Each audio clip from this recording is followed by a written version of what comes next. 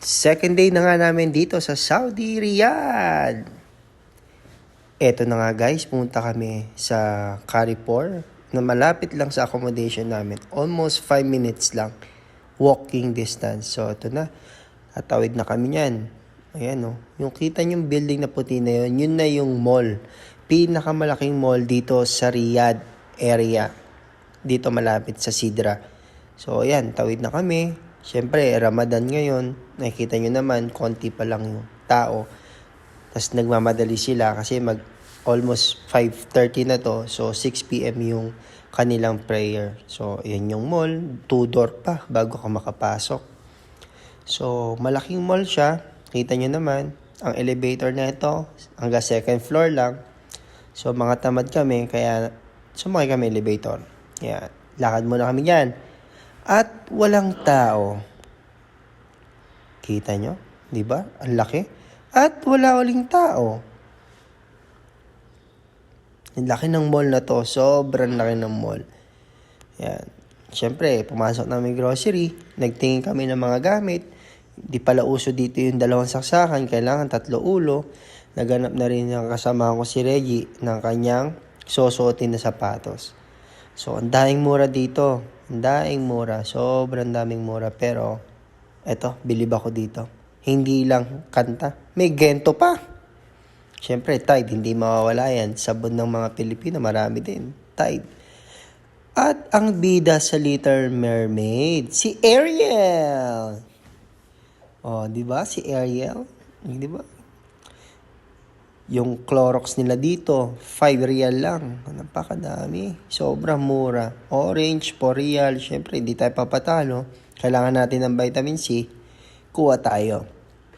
Yan. Kuha din si Reggie Boy ng kanyang ubas to ng Indiano Kaya mahaba Masarap.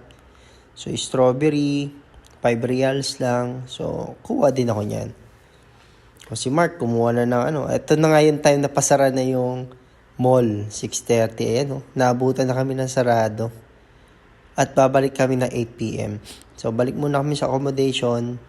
Makakasama ko to sa accommodation. Ayan, nagmamadali naman yung kotse, mamadali na sila kasi prayer na nila Ayan, nauna na si Noel. Katawid na. Accommodation, balik kami.